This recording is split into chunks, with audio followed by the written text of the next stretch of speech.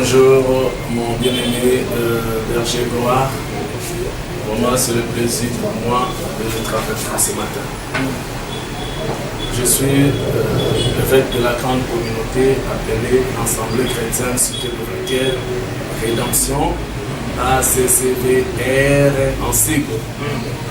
C'est là où nous travaillons pour l'œuvre du Seigneur. Merci beaucoup, que Dieu vous bénisse. Amen. Merci.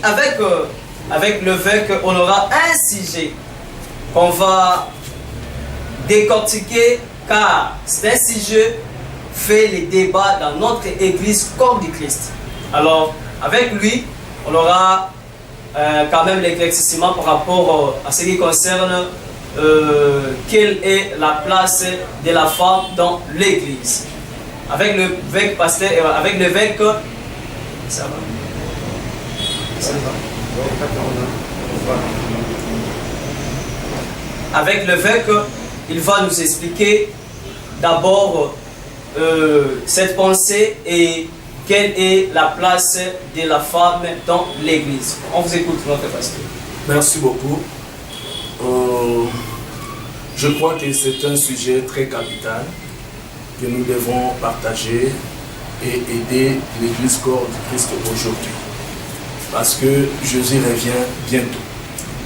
Si nous sommes ici, ce n'est pas pour un acharnement, ce n'est pas pour montrer que nous sommes excellents, non. Mais Dieu nous a fait grâce avec une petite connaissance. Comme Paul a toujours dit, nous connaissons en partie, nous prophétisons en partie. Voilà pourquoi nous avons voulu parler sur ce sujet. Quelle est la place d'une femme ou de la femme dans l'église? Qu'est-ce qu'elle peut faire dans l'église? Quelle est son importance dans l'église? C'est ce que je voulais expliquer pour les auditeurs pour une meilleure audition. Moi, je ne peux pas évoquer les histoires, je ne peux pas crier. Nous sommes les hommes de la Bible, nous sommes chrétiens, le lecteur de la Bible. C'est la Bible qui doit nous montrer la place de la femme dans l'église. Parce que c'est ça notre référence. On n'a pas un autre livre si ce n'est la Bible. Amen. Que la Bible parle, que la Bible démontre, que la Bible explique.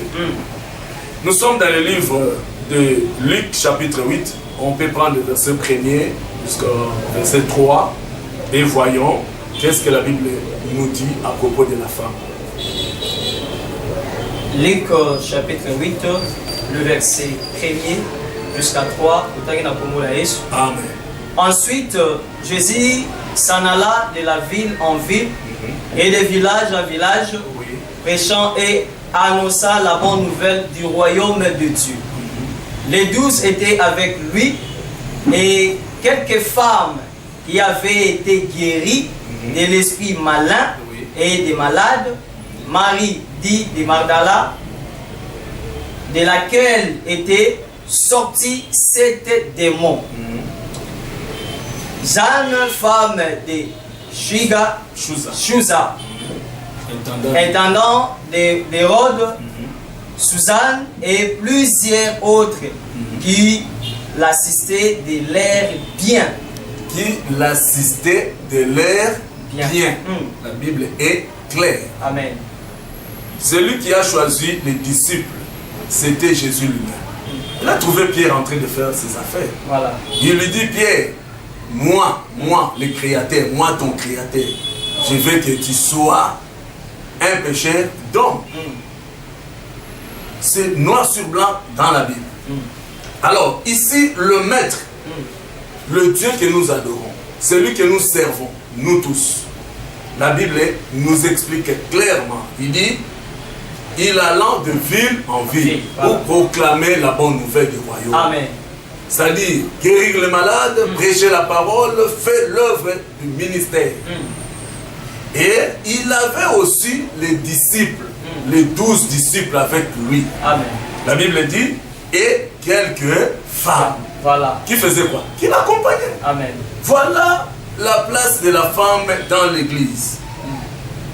Jésus était un ministre de Dieu, un responsable de l'église, un pasteur de l'église. Il avait aussi le serviteur, les disciples.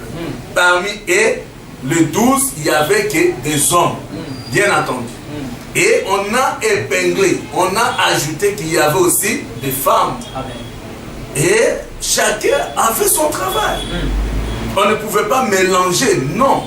Parce que c'est le mélange qui complique, mon frère. Aujourd'hui, ce qui complique l'église, c'est le mélange.